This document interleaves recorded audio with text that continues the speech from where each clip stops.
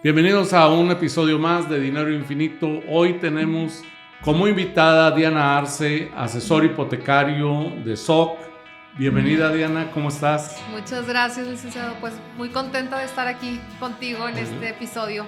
Oye, te diste mucho de desear, te invitamos 3 veces y hasta ahorita tendremos. Es que es un asesor muy exitoso y siempre tiene contado el tiempo, pero hoy tenemos la bendición de que la tenemos aquí para que nos des una cátedra sobre todos los préstamos hipotecarios que manejas, sobre educación financiera, sobre qué debemos de cuidar, sobre todas estas cosas interesantes que a la gente le interesa mucho y a veces no tenemos esta información. Primeramente, ¿qué es un broker hipotecario? ¿Nos podrías explicar? Porque mucha de la gente tiene la tendencia o tiene la idea de presentarse y apersonarse en el banco de donde son clientes y muchas veces es falta de información el tener una asesoría profesional y sobre todo que no tenga un interés en particular con algún banco.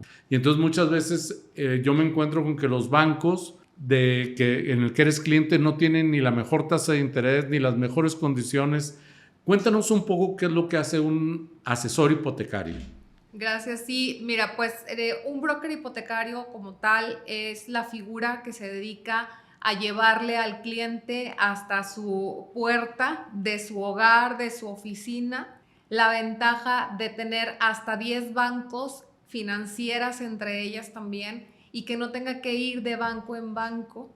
Hoy en la figura del asesor broker como tal tenemos la apertura de trabajar con todos los bancos, que el servicio de nosotros hacia el cliente no tiene costo, eso es súper importante mencionarlo, porque es una asesoría financiera para todos los clientes y que finalmente para mí yo le entrego un traje a la medida al cliente. De acuerdo a su perfil, le voy a mostrar cómo está la banca en el día, para que tome la mejor decisión y tenga las mejores condiciones. ¿Cómo funciona el asesor ante la comisión? ¿Quién te paga a ti? ¿Cómo funciona?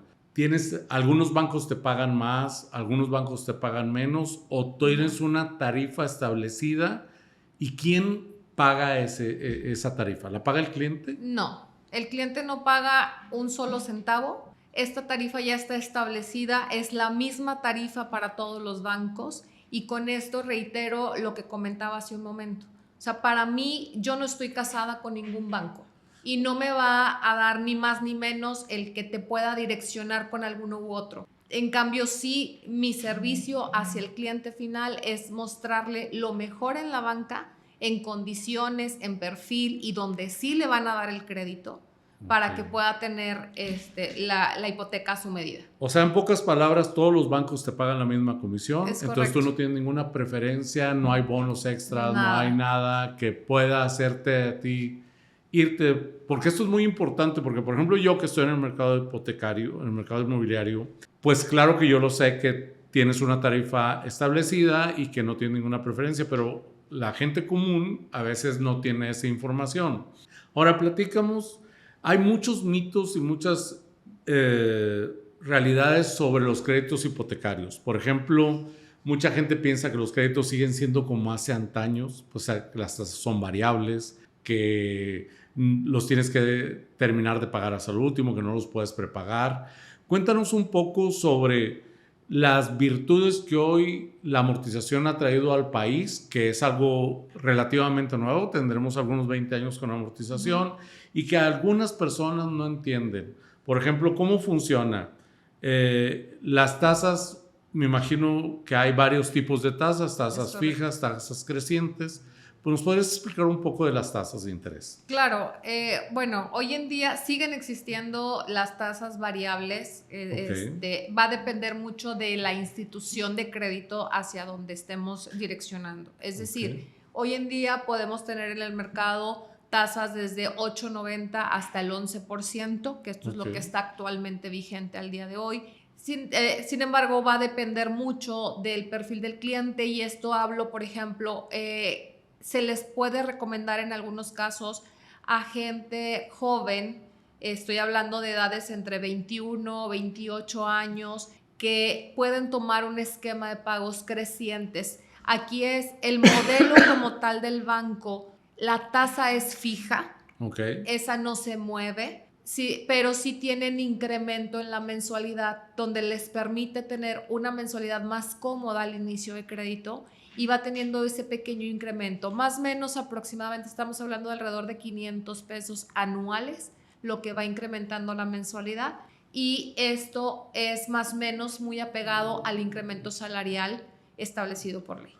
Entonces, con esto, pues el cliente nunca se va a sentir como ese brinco, ese desfase o ese de no lo puedo pagar, porque sí, digamos que está diseñado de esa manera, así como está la parte de los esquemas fijos. Ok, entonces me dices que la tasa creciente, la tasa se queda fija. Es lo correcto. que crece es el monto del pago mensual.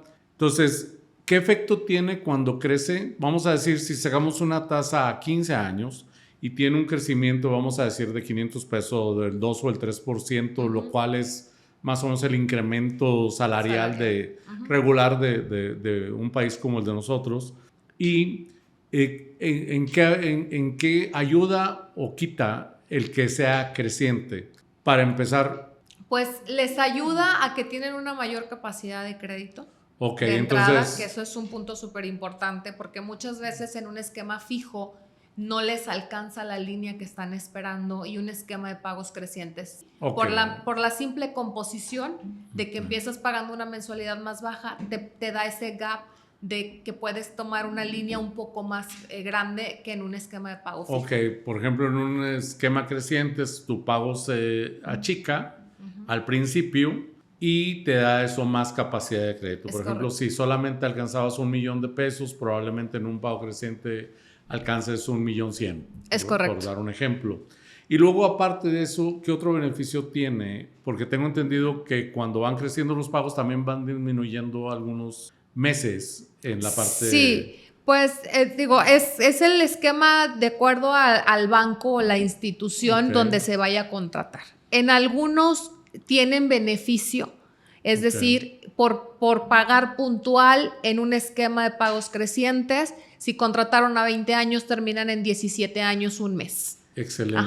No aplica en todas las instituciones de esa manera, pero sí es uno de los esquemas que hoy en día están vigentes y que la verdad es que a mí me parece maravilloso para que los clientes lo puedan aprovechar.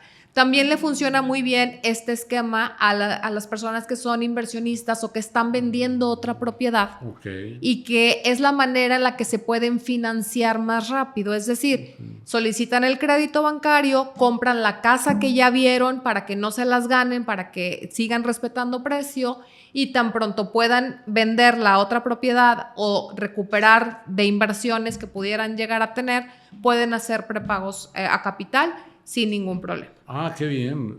Ahora, cuando vimos que todavía existen las tasas variables, ¿nos podrías explicar cuáles son las bondades de una tasa variable?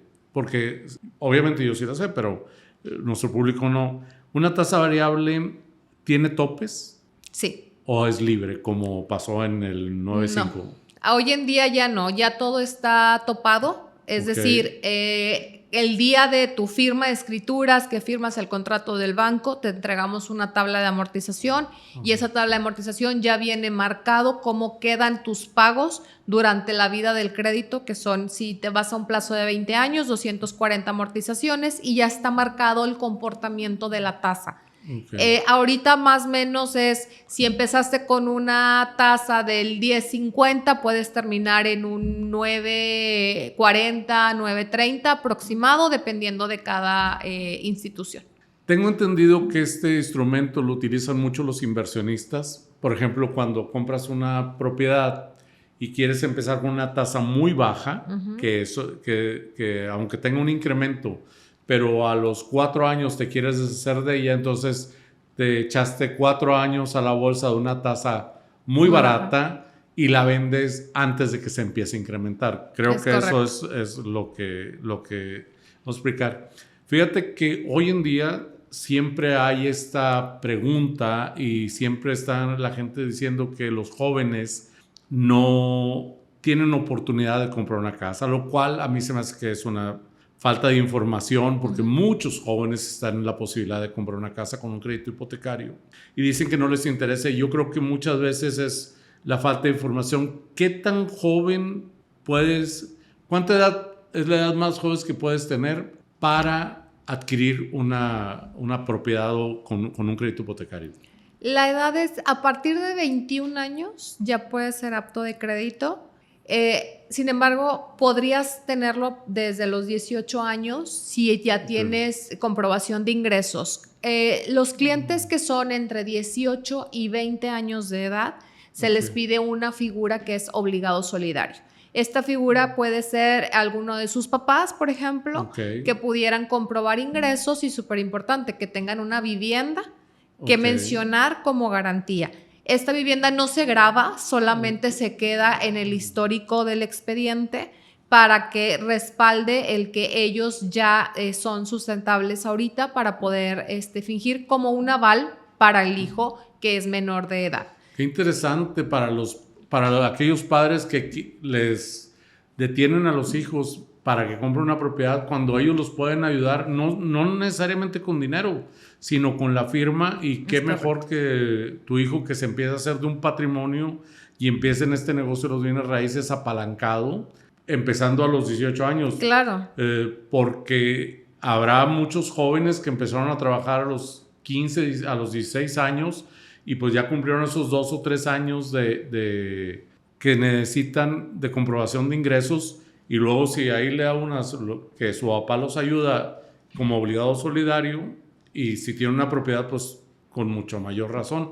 Hay muchos mitos sobre los préstamos hipotecarios. ¿Nos podrías mencionar algunos de los más usuales que has oído? Sí, pues de los más usuales es que si tengo un crédito vigente, ¿puedo tener otro? La respuesta es sí, sí pueden tener hasta más de 3 créditos activos vigentes, siempre y cuando tengan capacidad de crédito, y obviamente ahí es donde entro yo como asesor hipotecario a poderles guiar en esa parte para que puedan lograr esa hipoteca adicional que quieren tener. Otro de los mitos que regularmente nos topamos es cuántas personas pueden comprobar para pedir crédito. Las figuras que se tienen. Y en esto pues pueden ser 3, así digamos que es titular, que podría ser uno de los hijos a partir de 21 años, y le sumamos que sus papás podrían entrar como coacreditados o incluso parejas casadas, titular, esposo, cónyuge coacreditado, y todavía le podemos sumar una figura más para que puedan alcanzar pues la línea de crédito. Pasa mucho que sobre todo en esta parte es bien importante no olvidarnos que todo va en base a su comprobación de ingresos. ¿Cómo están comprobando hoy en día?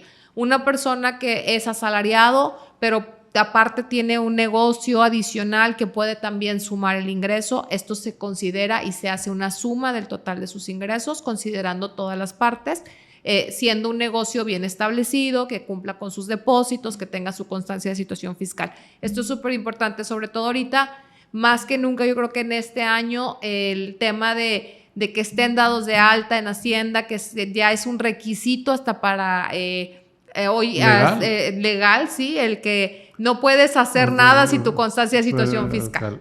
Siempre hay muchos mitos sobre las propiedades. Por ejemplo, una propiedad para que sea financiable por el banco, ¿qué requisitos necesita tener?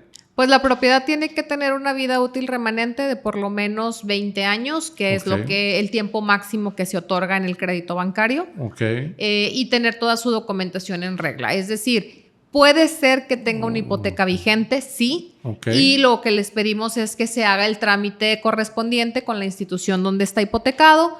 Solicita una carta saldo condicionada a pago dirigida a la notaría con quien vamos a hacer el trámite, para que de esta manera se pueda liberar esa hipoteca.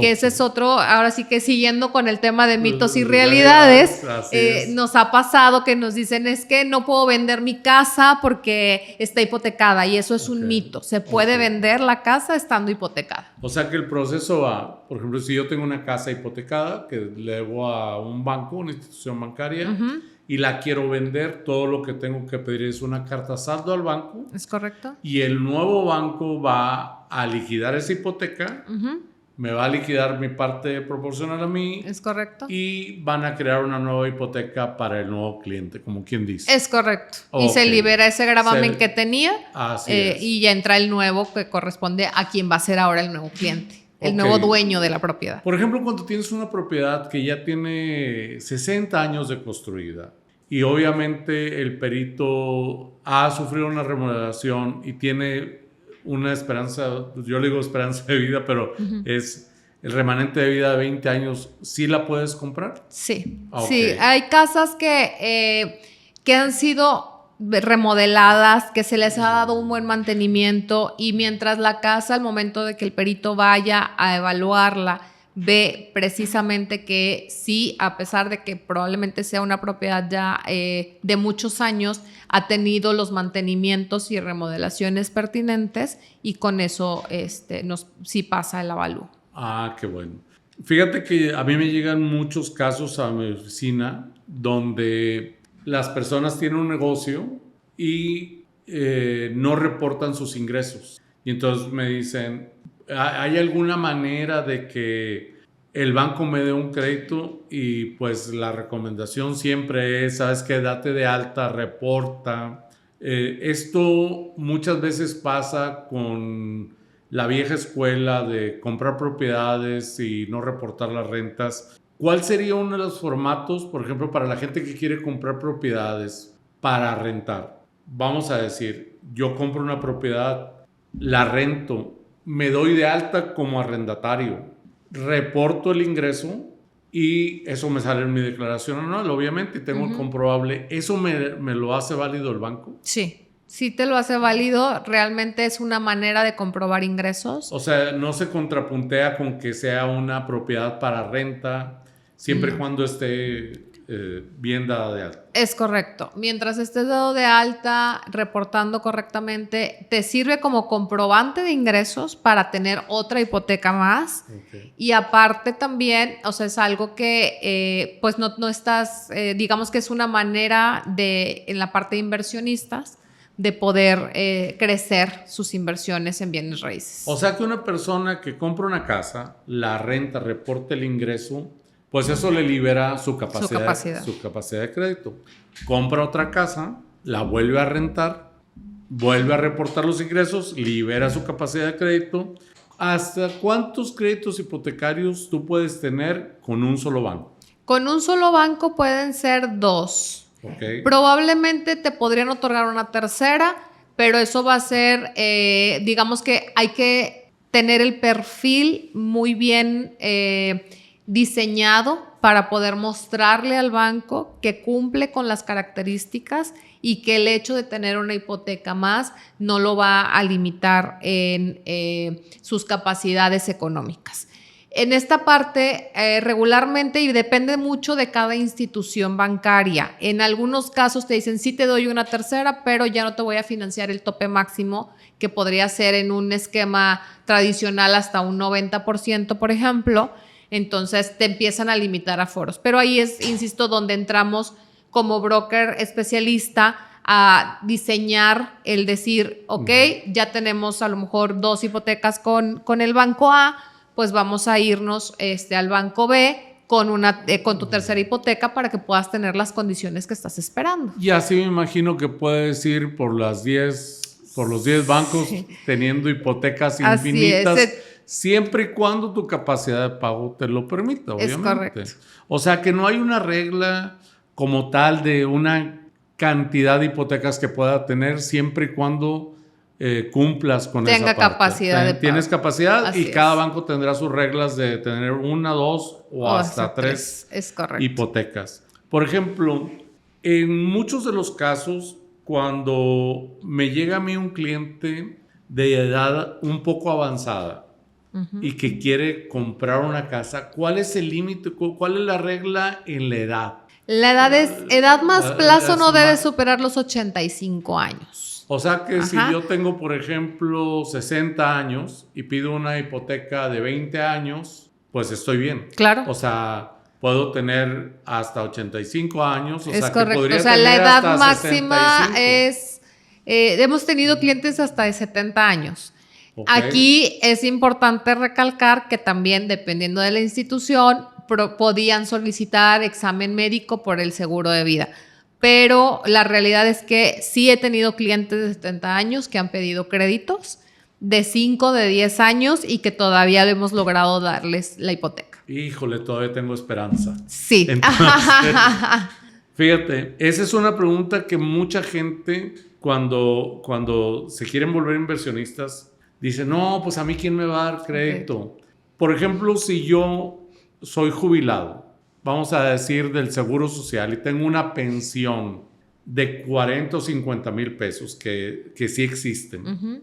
¿Eso se me toma como ingreso? Sí, totalmente. Entran, pues digamos que es una comprobación formal para el banco, okay. La pensión. Te entra todo lo que es cesantía, viudez. Okay. En este sentido, pues es una manera de comprobar ingresos tal cual. Claro. Y de hecho, cuando nos llegan clientes que tienen esta manera de comprobar, pues igual de la misma manera los vamos guiando para solicitarles, porque ahí nos entregan pues sus estados de cuenta donde cae la pensión y la carta tipo pensión donde nos indican cuál fue el motivo por el cual está pensionado. Las que son más habituales pues son las que son por años trabajados, ajá. Y viudes, que son las más comunes que nos topamos. Muy bien. Una persona siempre y cuando cumpla capacidad de crédito, me imagino que también puede tener múltiples hipotecas, siempre y cuando su capacidad se lo permita. Sí. Muy bien. Mientras se tenga Fíjate capacidad. Que es algo bien importante porque mucha gente nos encontramos en una situación en el país muy distinta. Por ejemplo, yo me encuentro con que la gente formó su familia, tiene una casa enorme, y quiere comprar otra casa más pequeña, pero tiene que esperar a vender su casa para poder comprar la nueva. Entonces, ese cambio es como muy empedrado porque tienes que vender tu casa, irte a rentar y luego escoger la casa nueva. Y entonces ese switch a veces les parece muy difícil de hacer. Entonces con este tipo de préstamos, por ejemplo, cuando alguien ya va a cambiar de residencia, que hoy está sucediendo mucho en la edad adulta avanzada, uh-huh. Y ya terminaron de criar sus hijos y ahora necesitan en vez de una casa, un departamento o una casa más pequeña, pueden sacar una hipoteca mientras venden su otra casa. Es correcto, correcto. Todo lo que no tienen que rebasar. Ahora, por ejemplo, si una persona tiene 75 años y pide una hipoteca solo por 10 años, ¿le dan el crédito hipotecario? Sí. Sí, porque no está superando los edad más plazo, o sea, los 85 correcto. Años. Es correcto. Aquí vuelvo a recalcar bien importante, tiene que estar sano, bien de salud, porque ya esas edades es que casi en todos los bancos requisito indispensable el examen médico. Ok, sé que el examen médico es un tema muy confidencial, que uh-huh. Obviamente no te lo comparten cuando alguien lo reprueba, uh-huh. Pero ¿cuáles son las condiciones que has encontrado por lo cual a alguien le niegan un crédito hipotecario? O sea, la más común es que no aguanta la prueba de esfuerzo. Ok, o sea, esa si es aguanta la prueba de esfuerzo. Sí, esa es la más común que nos topamos y yo creo que de ahí le sigue a lo mejor tema de diabetes. Okay. Que también pues hoy en día es algo también como más común de lo que nos imaginamos, claro. En la gente.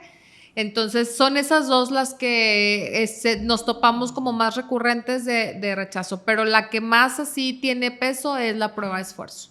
Ok, ¿qué pasa si por ejemplo yo soy el de la pensión, pero mi cónyuge nunca ha trabajado y ella no tiene pensión? Y yo sí estoy sano, pero ella no.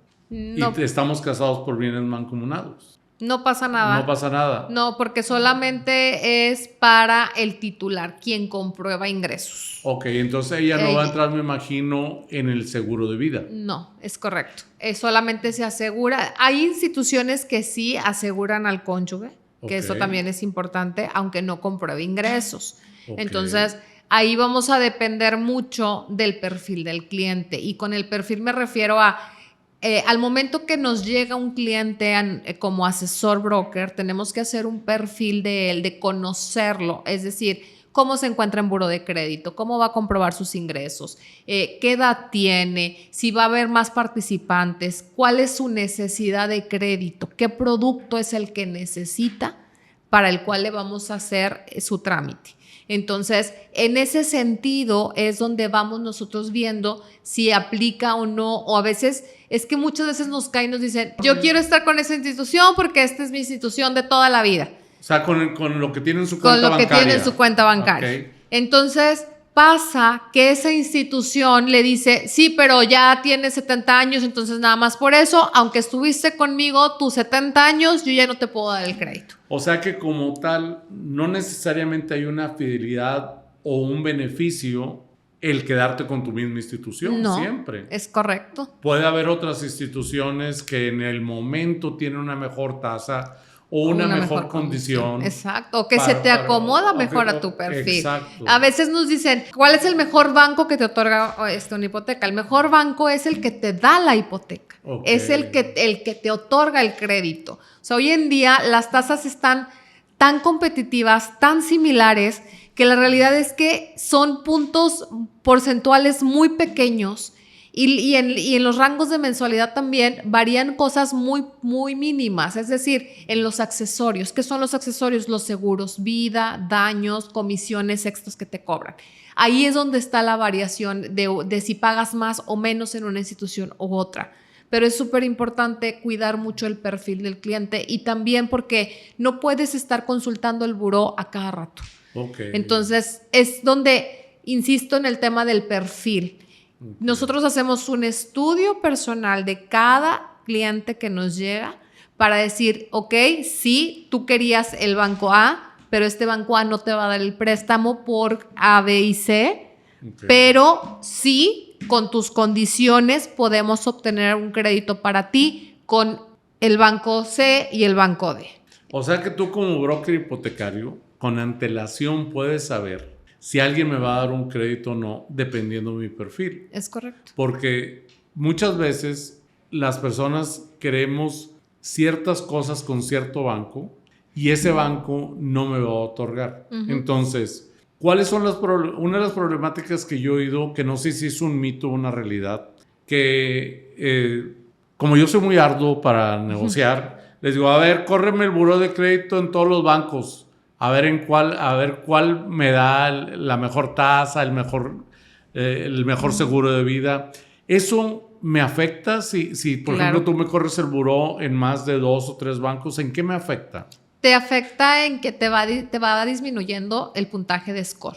Y eso obviamente es un parámetro súper importante porque dentro de la evaluación de cada banco, ese es un punto de los principales que revisan. O sea, no nada más es cómo está tu comportamiento, sino cómo está tu puntaje de score al momento que llegas conmigo. Hay bancos que son muy celosos y dicen, si yo no fui tú, o sea, si cuando revisan el buró se dan cuenta que ya habías ido a 2 bancos con anterioridad, te dicen, nada más por eso ya no te lo voy a dar.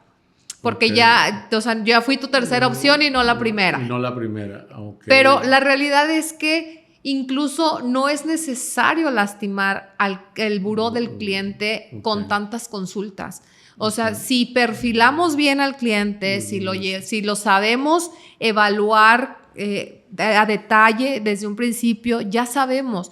Si es algo, digamos que común dentro de los asesores, que podemos decirle, te voy a dar 2 opciones para tener plan A y plan B. Porque también dentro de los perfiles nos ha pasado, el cliente está para el banco A, cumple con todos los requisitos, pero nunca nos dijo que en ese banco, cuando tenía 18 años, le otorgaron una tarjeta de crédito y que se le hizo fácil, no la pagó. O la pagó no en su saldo total, sino lo que llaman la quita, que es un saldo menor. ¿Cuánto tiempo tarda en algo así de desaparecer? Pues regularmente son de 5 a 7 años. Desaparece del buró. Pero no de la institución. Ok. Entonces, el banco tiene su propio buró, como buró. quien dice, buró Es o correcto. su propio récord de Es correcto. quién no me fue tan buen cliente. Ajá. Y ahora me estás pidiendo un crédito, pero ¿sabes qué? Cuando tú tuviste una crisis en tu vida y no me pagaste, aquí te tengo guardado Es correcto. este pollito que Es no nos hemos correcto. comido y entonces no te voy a dar crédito gracias a que no me pagaste. Es correcto. Y a veces son deudas bien pequeñas, pero finalmente se queda marcado ese mal historial. Okay. Entonces, cuando me sale el rechazo y veo qué es y me volteo con el cliente y le digo, oye, me están diciendo que tenías una tarjeta que estuvo mal pagada y por ese motivo ya no nos dieron el crédito en este banco que ya, pues digamos que te había enamorado. Entonces, ahí es donde, y me pasan, o sea, pues ahora sí que muy seguido y luego me dicen, ay, sí, es que ya me acordé cuando estaba joven y se me hizo fácil. Digo, bueno, no pasa nada. Finalmente, el buró sigue estando bien, sano, porque ya se borró eso que pasó por el tiempo transcurrido en el buró de crédito como tal. Entonces, nos vamos con la opción del plan B. Okay. Siempre es importante que el cliente como que tenga esa apertura de no irse solamente, porque también pasa que ven una tasa muy baja y es que quiero esa porque es esa y no me quiero salir de ahí. Entonces, pues sí, la realidad es que volvemos al mismo, no necesariamente porque tú lo quieres lo puedes tener. Ok.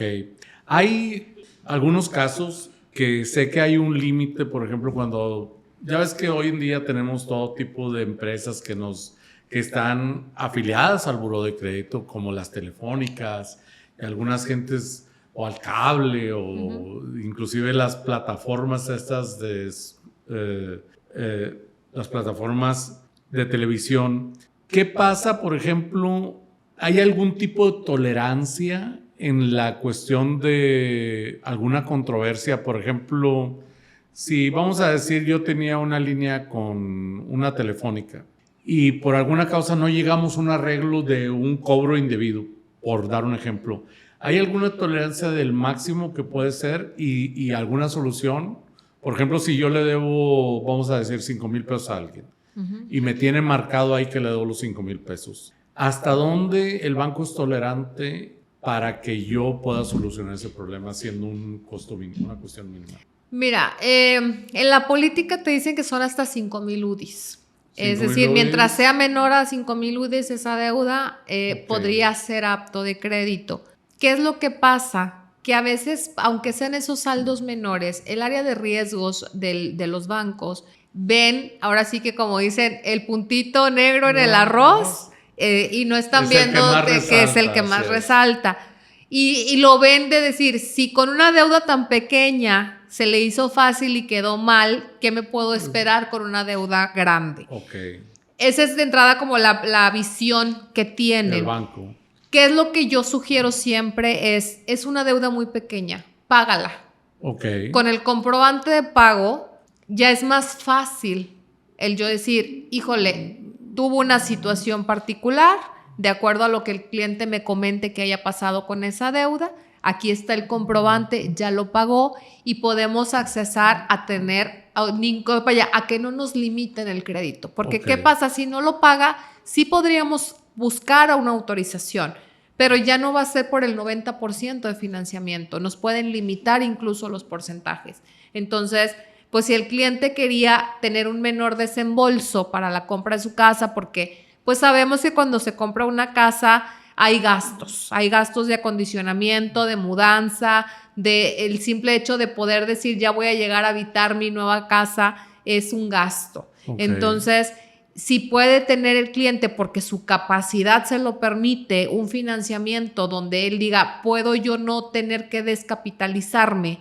y poder a lo mejor acondicionar mi casa, mi departamento como yo lo he querido siempre, pues poder tener la línea abierta y que ahora sí ya mejor sea una decisión del propio cliente, si lo toma o no lo toma. Ok, entonces me dices tú que hay préstamos hipotecarios que siempre y cuando yo cumpla con mi capacidad de crédito, vamos a decir si yo quiero comprar una casa de $1,000,000 y mi capacidad alcanza hasta 1,300,000, ¿Me pueden prestar hasta 1.300.000? La línea de crédito va a salir de acuerdo a tu capacidad. Es decir, te van a liberar el 1.300.000, pero estamos limitados al valor de la compraventa o del avalúo de acuerdo a cómo se pacte la compraventa. Y de ahí marcan el porcentaje de financiamiento que se va a otorgar finalmente para la hipoteca. Ok, vamos a poner un ejemplo simple. Yo tengo una línea de crédito de 1.300.000, mi capacidad me lo permite. Y la propiedad valúa por 1.5 millones, pero yo la estoy comprando solamente por $1,000,000. O sea que el avalúo ha rebasado la cantidad que estoy pidiendo. Entonces, en ese caso, ¿sí me prestan un porcentaje más alto? Si se escritura valor avalúo, sí. Ok. O sea, tiene que escriturarse a valor avalúo. Porque creo que pues la regla hoy en día es, en la notaría, es que lo que sea más alto. Por ejemplo, si la casa la compré por 1,000,000, pero el avalúo dio 1,200,000, pues tendrá que escriturarse por 1,200,000. Ok. Y entonces en ese caso sí me prestarían un extra. Es correcto. Ok.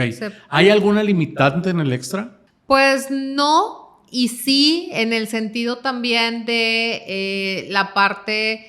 Sí hay un tope, vaya, de acuerdo a cada institución, no se puede, no hay una regla como tal, pero sí hay un tope porque finalmente es dinero adicional que se le queda al cliente y pues vaya, por la misma oportunidad que tomó, porque en ese tipo de casos cuando pasa así es porque están comprando una propiedad mucho más barata del valor real comercial. Ok, que en muchos casos hasta nos podría servir para el enganche. Es correcto. O sea, si no tenemos para el enganche, para la diferencia. En algunos casos podría ser. Así Fíjate qué interesante que mucha gente a veces no sabe que muchos clientes que pueden hacer ese tipo de cosas, porque muchas veces su liquidez en el momento no es tal y entonces podrían no tener enganche. ¿Cuál es el promedio del enganche y los gastos de cierre? ¿Cuál es el mayor aforo que te da un banco? El banco te financia en una casa nueva hasta un 95%. ¿Es hasta un 95%? Es hasta un 95% en esquemas de apoyo Infonavit, Cofinavits, Fobistes. Entra el financiamiento hasta un 95% del valor de la compraventa. Y de ahí pues es hacia abajo, dependiendo de, por ejemplo, un esquema tradicional donde no van a utilizar Infonavit ni Fobiste ni nada, el financiamiento máximo es del 90%. Ok, hace unos cuantos años, fíjate que estaba comprando una casa y el banco me negó el crédito a la hora del avalúo porque la casa tenía una unidad en la parte de atrás, que tal vez en un principio era como un cuarto de servicio, pero luego las personas lo adecuaron tan bonito que era como una unidad rentable. ¿Eso hoy en día se puede? Sí, hoy en día ya hay bancos que te financian, o sea, te dan el crédito hasta por 2 unidades rentables en la misma ubicación. En la misma ubicación. Sí. O sea que, por ejemplo, esta pregunta es súper interesante. Por ejemplo, hay casas que son 2 casas, 2 dúplex, pero están en una sola escritura, pero las 2 tienen 2 cocinas integrales, 2 sala comedor. O sea que sí te pueden financiar por una propiedad doble, por un dúplex, es como correcto. quien dice.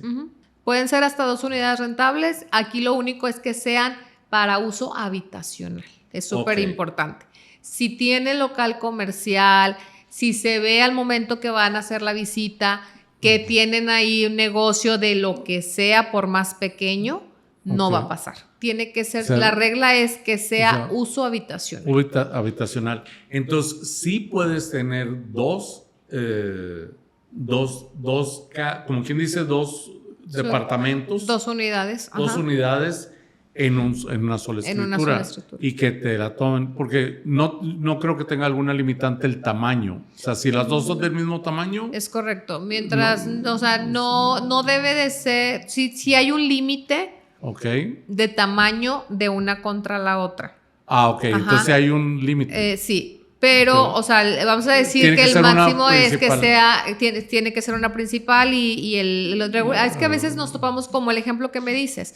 está la casa principal y tienen otro, un área departamentito. de un departamentito, o a veces en el segundo piso abren un área adicional para los hijos que ya sean más independientes y tienen todo arriba. Entonces, esas unidades sí se toman para garantía. Esta frustración que me ha traído en algunos casos muchos problemas. ¿Las escaleras en la parte exterior son viables para esas unidades? Para esas unidades rentables, sí. Ok. Porque tiene su propia entrada independiente. Una vez me tocó que tenía la escalera en la parte frontal y me lo negaron. Y creo que esa regla ha cambiado hoy en día. Sí, bueno, más bien siguen habiendo bancos que están limitados en esa opción. O sea, no todos los bancos la tienen. Pero sí hay opciones. Platícame un poco de los financiamientos para los terrenos. Hoy en día ya hasta Infonavit presta para terrenos. ¿Los bancos han tenido esa apertura? Sí, hoy en día existe crédito para terreno más construcción, liquidez, pues compra de casa en todas sus modalidades. La verdad es que creo que el producto hipotecario como tal, de lo que hoy en día tenemos en la banca, ha crecido tanto y hay un desconocimiento de los clientes de esos productos que pueden llegar a tener. Nos pasa muy común nos piden el crédito para el terreno y luego, ¿por qué no han construido? ¿Por qué no puedo tener otro crédito? Porque estoy pagando el terreno. Pues sí puedes tenerlo. Te puedo dar un crédito sobre esa misma propiedad para que construyas. O sea que puedo comprar el terreno, pedir un crédito para el terreno y a la vez te doy un segundo crédito para la construcción. Fíjate qué interesante. Esa parte yo no la sabía porque en algunos casos solamente financiaban el terreno. Entonces ahora es crédito de terreno más construcción. Y terreno más construcción desde un inicio. Me imagino que tendré que presentar un proyecto. Es correcto. Y que esté todo en regla y que... Es correcto. Todo, que el banco lo rige. Los permisos de construcción y todo. Pero, por ejemplo, otro de los productos es remodelación, que también es un producto muy bueno, que también es una necesidad muchas veces para el cliente, porque dicen, híjole, yo ya mi casa necesita esa remodelación, le quiero poner paneles, le quiero meter una cocina nueva, volverla a, pues ahora sí que a amonear la casa. Claro. Entonces, existe un producto que se llama remodelación, que te doy el crédito sobre esa hipoteca que ya esa casa que ya tienes, para que puedas hacer esa remodelación. Otro de los productos que la verdad es que se me hacen maravillosos que están ahorita en el mercado es liquidez. Liquidez es un producto que uno es liquidez para compra de vivienda, es decir, tú ya tienes una casa que ya está libre de gravamen, la puedes volver a hipotecar considerando la plusvalía que ya agarró esa propiedad para que compres otra.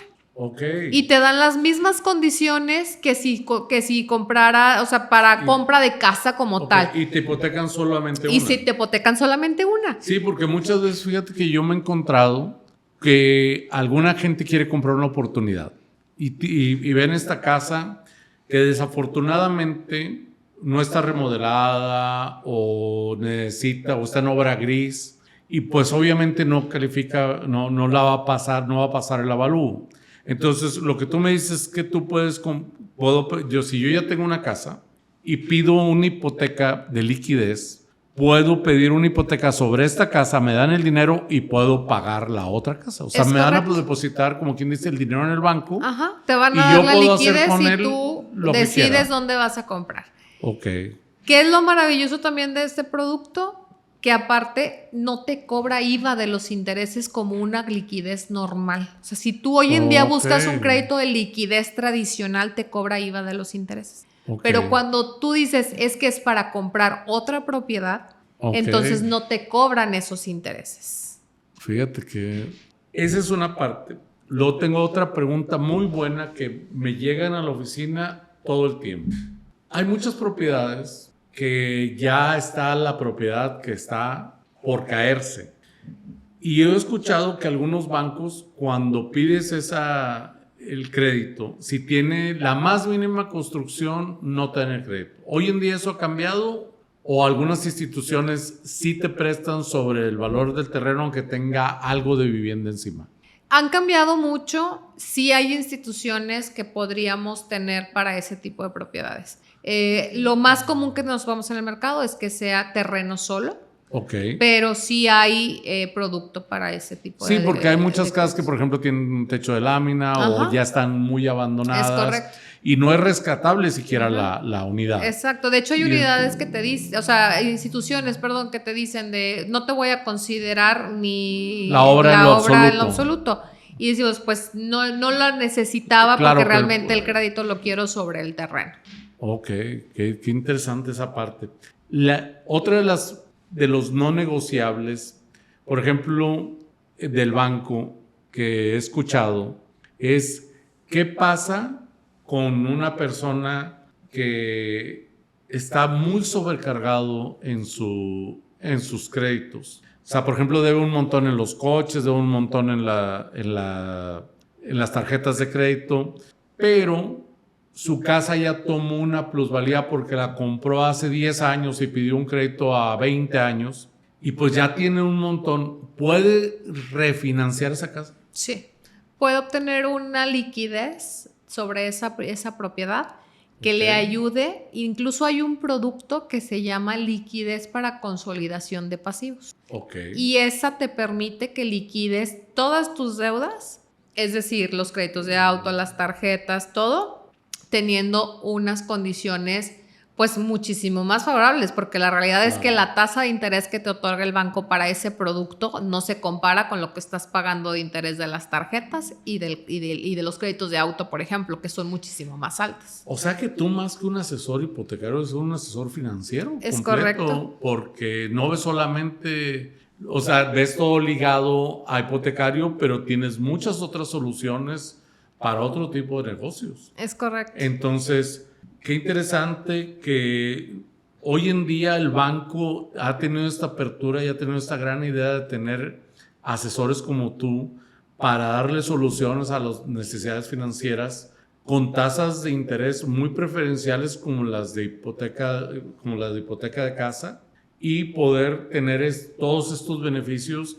y protección que te da mucho más que una tasa de interés, un pymes o cualquier otro producto que puedas. ¿Hay algún préstamo? ¿Tiene alguna limitante el préstamo cuando, por ejemplo, cuál es el porcentaje? Déjame estructurar bien la pregunta. Por ejemplo, yo tengo una casa y la quiero remodelar toda, pero no le quiero construir nada, nomás le quiero poner mini splits, cocinas integrales, cambiarle pisos. O sea, no quiero tener afectación estructural. ¿Cuál es el máximo del valor de la propiedad que me van a prestar si quiero un préstamo así, un préstamo para remodelación? Un préstamo de remodelación pues va desde un 60%. O sea del que, valor por ejemplo, de una casa de $1,000,000 de pesos me prestarían hasta 600,000 pesos. Aproximadamente. ¿Y qué es lo que tengo que hacer? ¿Tengo que presentar algún plan de trabajo? Sí se entrega una cotización de lo que se va a hacer sobre la propiedad, pero si no toca nada estructural, incluso te depositan el crédito en una sola exhibición para que tú puedas hacer las adecuaciones que estás no es como cuando le voy a construir una segunda planta y me lo dan en administraciones. Aquí te depositan en una sola exhibición y ya tú haces el manejo de los dineros con las personas que te van a hacer la remodelación. Ay, qué bueno. Bueno, pues creo que hemos cubierto todos los esquemas, casi, porque de esto podemos hablar 5 horas. Es correcto. Esperamos que hayamos disipado muchas de las dudas y muchos de los mitos y realidades que tenemos. ¿Nos podrías compartir redes sociales? ¿Dónde te podemos contactar para una asesoría futura? Y quiero que sepan todos los clientes que Diana no cobra un solo peso por asesorarte en todos tus préstamos hipotecarios. A tus clientes el banco ya le paga, no tiene ninguna preferencia por nadie y creo que es un producto muy interesante que la comunidad inmobiliaria debe tener para poder llegar a buen puerto nuestras inversiones. Gracias. ¿Nos podrías compartir con Claro nosotros? que sí. Nosotros, yo pertenezco a So Crédito Inteligente, esta franquicia, la cual tenemos posicionamiento en más de 10 estados de la República Mexicana. Tengo muchos compañeros que estamos ahora sí que de la mano al día a día. Nos pueden buscar en Instagram, en Facebook como So Crédito Inteligente. Y bueno, mi red personal igual, me encuentran en Instagram como Diana Arce, broker hipotecario. Pues ahora sí que estamos esperándolos para poderles dar una asesoría que sea integral y hacerles una hipoteca a su medida. No tengan miedo de preguntar. La realidad es que hoy por hoy hay una gama de productos muy extensa, en la cual estoy segura que va a haber una que se adecue a sus necesidades. Muchas gracias. No, gracias por a la ti. invitación. Gracias por regalarnos el activo más importante que cualquier ser humano le pueda regalar a otro, que es su tiempo.